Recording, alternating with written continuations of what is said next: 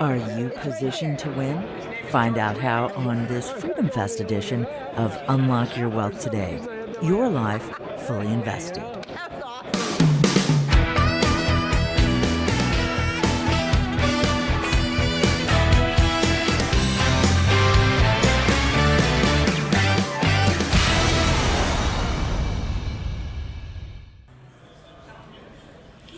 John Paul, welcome to Unlock Your Wealth Today. Thanks a lot, Heather. I'm glad to really be here. Well, I'm super excited to talk to you about your book. I'm curious, though. So this is an interesting title here. So we've got Position to Win, right? You're like, oh, okay, great. But most businesses fail in 5 minutes. It takes them 3 to 5 years to realize it. How do you make that statement? Well, all my years of doing turnarounds and working with a variety of different businesses, hundreds of clients, 20 real turnaround interventions, what I find is that at their core is that in the first 5 minutes, everybody gets excited. They come up with this idea and they say, this is what we're going to do. And that becomes their position.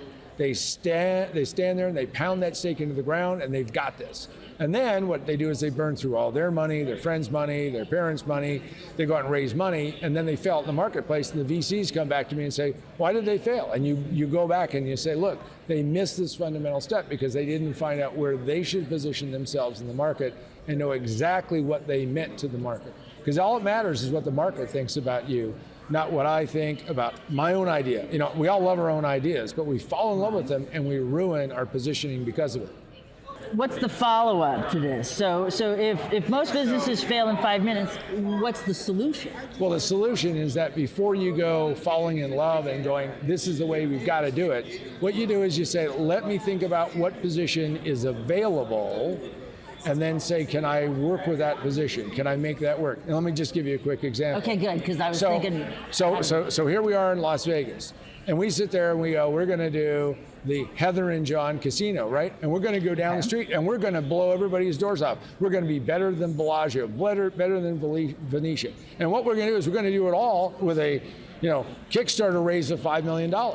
Now, doesn't that sound like a good position to take? Oh. And we're going to go pitch everybody. We're going to do it all right. We're going to do all that. Viewers, you can invest now. Exactly. I mean, screen to flash a number, operators are standing by. There you go. We have to use the Panamanian Bank to clear the money. Okay, all of that.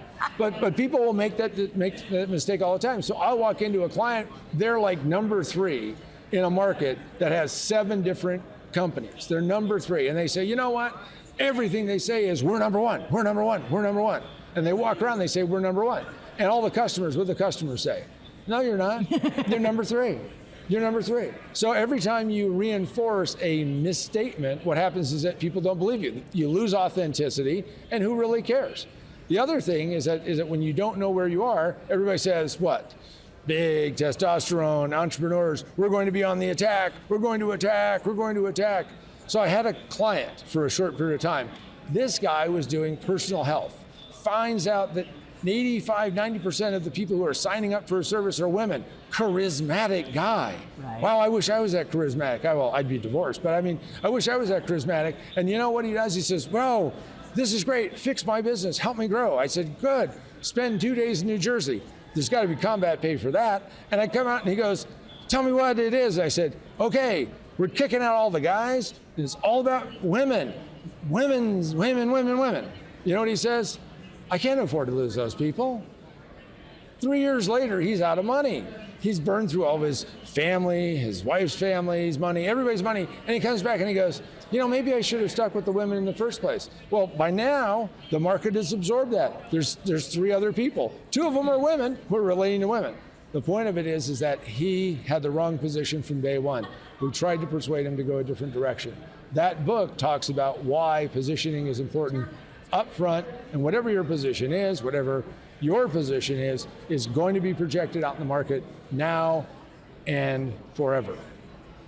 So, you got my wheels spinning. So the guy already had a market share with women and he walked away from it? He wouldn't give up something he didn't have. So if you have 85% of your market are women and they're relating to you and they're sending you these wonderful things, they're sending you, in fact, some of the ways, photos that were really inappropriate. And he sits there and goes, no, I want to go find more guys. I want to bring it open. I want to do this. In fact, in the book, we talk about the danger of a very simple word, And, A-N-D, it is a killer. We do this and this and this and this. And you know what? Everything after that first one, every and is a divider. Every and is a dissipator, and it ruins businesses because you want to be that one thing that you are. I mean, Home Depot could start like doing what? Oh, they could come up with something cool, right? They could be doing what? Selling electronics. Well, they tried it, they lost money. You know, Starbucks, they said, oh, let's get in the CD business. Let's see, the CD business is dying, but let's get into the music CD business because people are waiting in line. How much money did they lose doing that? Not thinking. You can't break that positioning because if you do, clients, customers don't believe you. My gears are turning because, everybody is, they've got side hustles, they're doing their own businesses, this whole personal brand thing. So this is about businesses and positioning, but can we transfer this to other areas? Is it only about business? Well, it's not only about your own business or a business at all. Really, you can take anything and position it. In fact, we have everything that we do has a level of positioning. Now, what it is it's called a bias map. And a bias map is, so do you drink coffee? Espresso. Espresso. So you drink espresso. So when you walk in and you say, I want to go get an espresso, or I see a shop, the first thing you do is you start checking out the machine. Does this look like a barista who knows what they're doing? Right. You start doing all of these things. Because I am one of those espresso snobs. Well, and what that is, and what you just said is that's a bias map. So if somebody goes in, so a bias map is simply this. We can't make a decision about everything. When people say to me, oh, I'm an open book, I go, wow, you must have a lot of time. Because we all have a bias. We walk in and we say, this is what it looks like. Quick example, go into a Starbucks, take all the sweeteners and lay them out in descending order from the most acceptable to the least acceptable. Now I did this with my co-conspirator, Gabe Batista, who, we talk about this story in the book, which is he likes raw sugar. Well, raw sugar is, I don't know what raw sugar is. And there's white sugar, and then there's Splenda, and there's Equal, and then there's, sweet and low. And you know what sweet and low is? Sweet and low is if you have... in a pack. Well, right, and if you have roaches in your house, pour it across your counter, and roaches won't cross it, but people put it in iced tea. Who's smarter?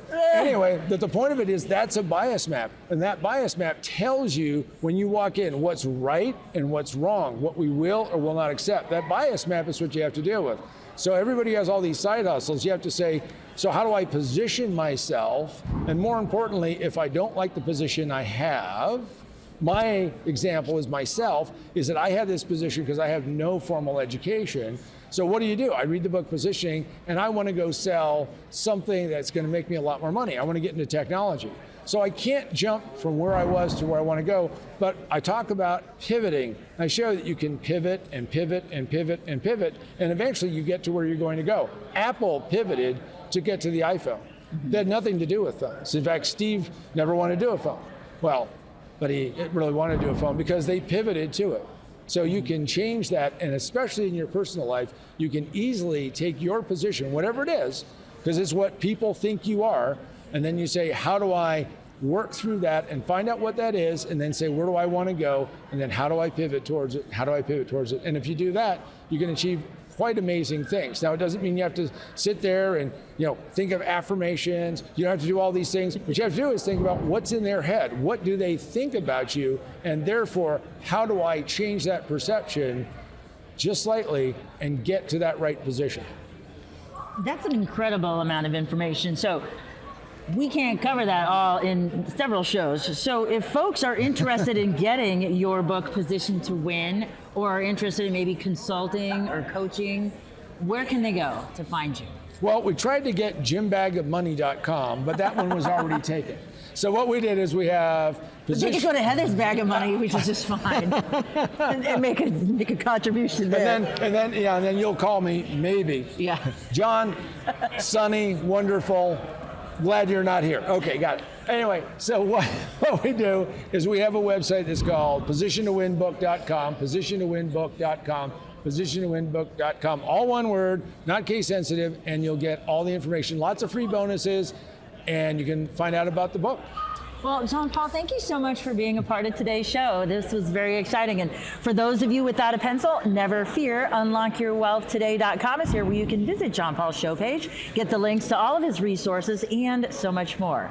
For the maestro of Moolah, Michael Terry, sitting right there, I'm Heather Wagenhals. Now go out and unlock your wealth today. UnlockYourWealthToday.com is produced by Heather Wagenhals and the Unlock Your Wealth Foundation. UnlockYourWealthToday.com and its affiliates are copyrighted 2018 with all rights reserved. For more information on the Keys to Riches Financial Wellness Series, please visit our website at www.unlockyourwealthtoday.com.